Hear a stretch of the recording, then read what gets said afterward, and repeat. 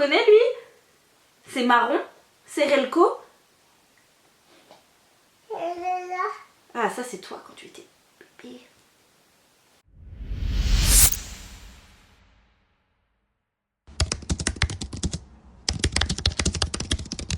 Hey guys, salut à tous, c'est Soli, j'espère que vous allez bien, bienvenue sur Livre-moi Addict. On se retrouve aujourd'hui sur la chaîne pour une vidéo update lecture slash recommandation, puisque ces derniers temps, à défaut d'avoir fait des vidéos, j'ai quand même pas mal lu et donc j'ai pas mal de livres à vous chroniquer. Mais je vais pas vous chroniquer tous les livres que j'ai lus ces derniers temps, parce que j'ai lu des sagas complètes et que la totalité de livres ferait que la vidéo serait beaucoup trop longue. Mais je vous ai fait une petite sélection quand même de livres qui à mon sens sont parfaits pour cette période automnale. Vous savez, les petits dimanches pluvieux, cocooning, où vous êtes avec un petit plaid, une petite boisson chaude et votre bouquin. Voilà, c'est typiquement ce moment tranquille, cosy que tu as envie d'avoir en automne. J'ai les pépites pour vous qui sont parfaites pour cette période. On débute tout de suite avec The Crimson Moth de Kristen C. Sarely. C'est un roman qui va paraître en français le 7 novembre prochain chez PKJ sous le titre Heartless Hunter, et c'est un roman que je ne peux que vous conseiller puisque j'ai vraiment surkiffé cette lecture. Dans cette histoire, je vais essayer de vous la faire très courte parce qu'il y a un contexte un petit peu particulier. On débute le roman dans un contexte, c'est le cas de le dire, hyper chaotique. En fait, il y a eu un coup d'état. Les sœurs reines, qui étaient des sorcières et qui étaient au pouvoir depuis bien trop longtemps selon certains, ont été renversées. Et de ce fait, en fait, toutes les personnes, toutes les sorcières qui faisaient partie de l'aristocratie, de la société, sont traquées puis exécutées. C'est ce qu'on appelle la purge. Et dans tout ce bazar, on a Rune, une jeune aristocrate qui est vue comme une personne superficielle, qui aime l'argent, qui aime les ragots, qui aime les rumeurs, qui aime faire la fête, etc.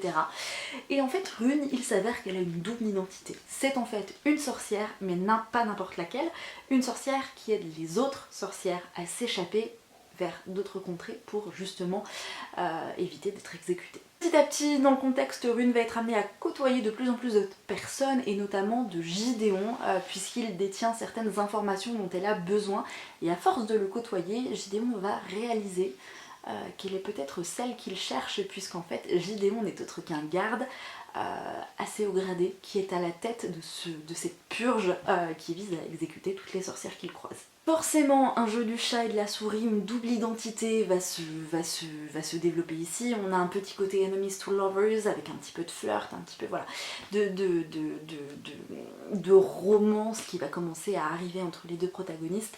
Mais la question c'est jusqu'où seront-ils capables d'aller pour arriver tous les deux à leur fin qui sont diamétralement opposés. Et dans tout ça, on a ce contexte de résistance, de sorcières, bref, il y a plein de choses. Kristen C. Sarely, dans ce premier tome, elle nous offre déjà des rebondissements, des personnages qui sont plutôt bien construits. On a les deux points de vue, donc ça c'est super intéressant.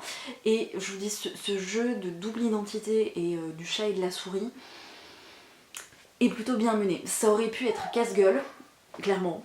Je trouve que c'est bien fait, que c'est plutôt bien développé et j'ai vraiment apprécié ma lecture.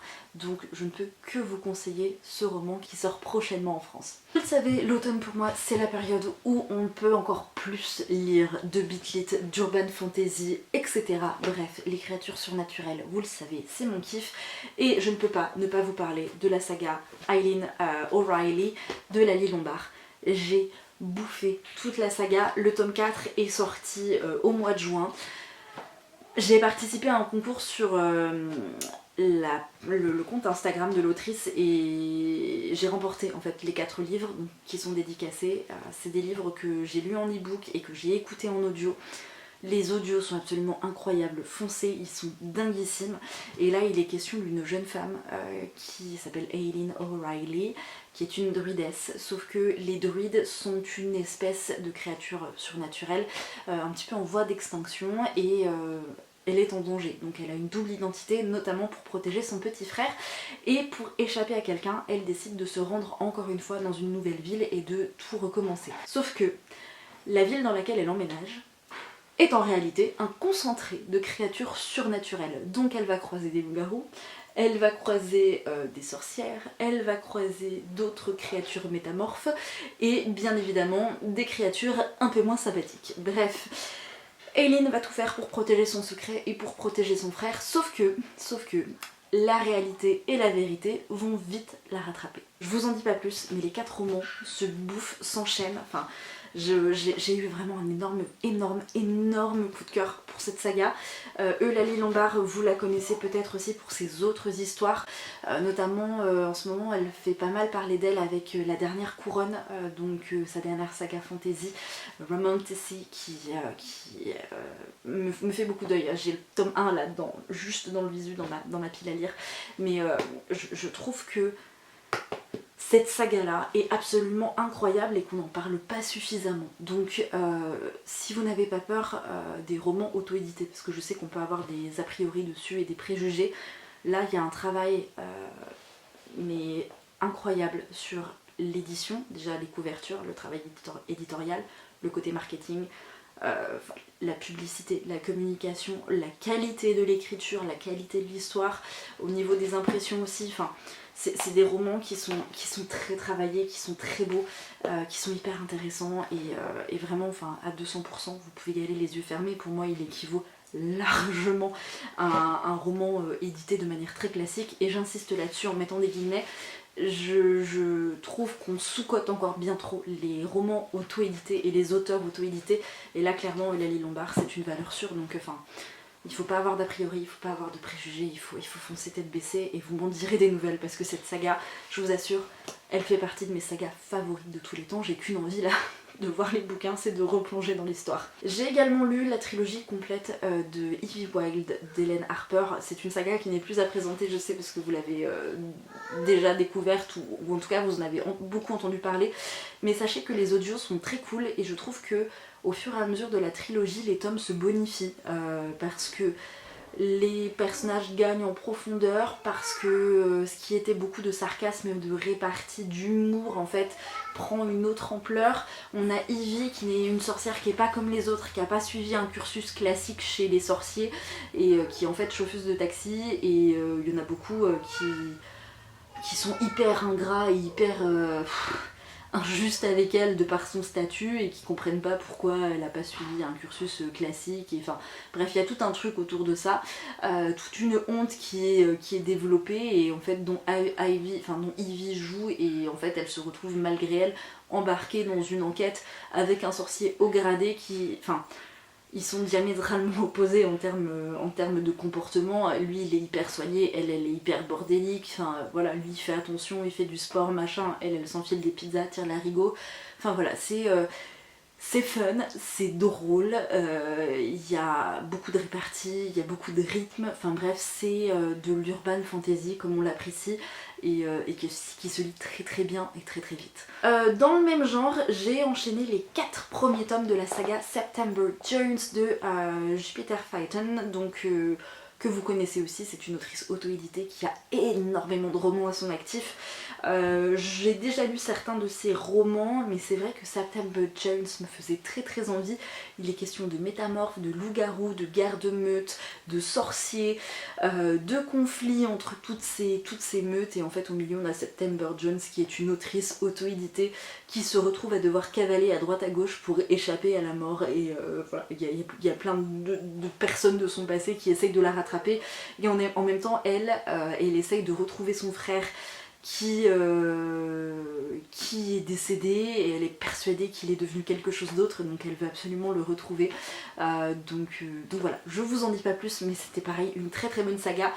Il me reste, il me semble, 2 tomes à écouter, parce que pareil, je les ai écoutés en audio sur Audible, et ils étaient quand même vachement cool les 4 premiers, et les 2 qui me restent, je suis assez perplexe parce que j'ai vu des avis assez mitigés, donc je sais pas si je fais comme les Étoiles de Nos Head où je m'arrête en étant sûre d'être sur une saga qui me convient de A à Z, ou si je me laisse tenter par la suite, ou qui je sais pourrait me chafouiner un peu sur certains points. Je n'ai pas encore complètement décidé. On enchaîne, mais cette fois-ci avec Vampire et Loup-garou, puisque j'ai le Bride de Hailey Hazelwood qui est sorti il y a pas très longtemps en français, et mon dieu, j'ai eu un gros coup de cœur pour ce one shot, il est absolument incroyable.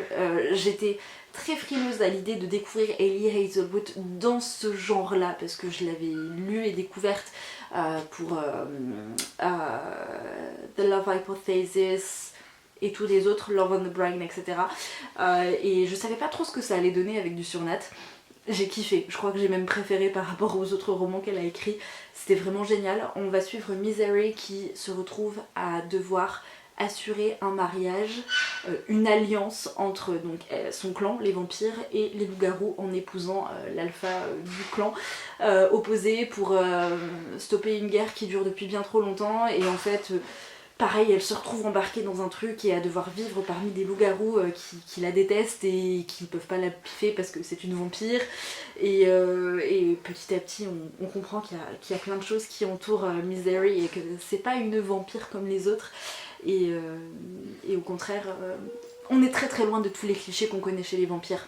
C'est ça qui était plutôt intéressant et qui était plutôt chouette. Il se lit très très vite, je l'ai bouffé littéralement, je l'ai dévoré. C'était une super lecture. Je peux que vous la recommander à 2000%. On termine avec The Hurricane Wars de Théa Gonzon. J'espère que ça se prononce comme ça. C'est paru chez Label Calix et là, mon dieu les gars, c'est mon coup de cœur, un de mes coups de cœur de cette année. Vous le verrez dans ma vidéo finale au mois de décembre. Je l'ai surkiffé, je l'ai dévoré, je suis très frustrée qu'on n'ait pas encore la suite. C'était absolument incroyable. On a Thalassin qui est en fait une... Je suis désolée, j'ai Garance à côté. Qui est en fait une...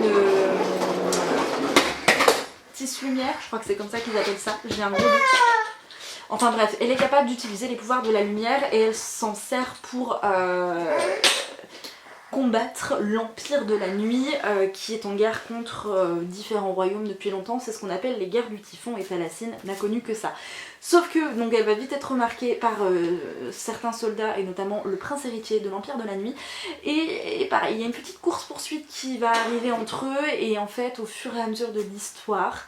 comment je peux vous dire ça? En fait ils vont être amenés à se côtoyer d'une certaine manière. Et ils vont réaliser qu'il y a peut-être un danger encore plus puissant qui rôde et qu'ils vont peut-être devoir s'allier pour essayer de sauver tout le monde. Enfin voilà, je vous la fais très courte parce que 1, j'ai plus de batterie et 2, c'est hyper complexe à résumer. Mais c'était un coup de cœur phénoménal. Il y a de l'action, l'univers est dingue. On a la relation entre les personnages, enemies to lovers, back to enemies. Je l'ai surkiffé, il était absolument incroyable. Je me fais attaquer par une poussette.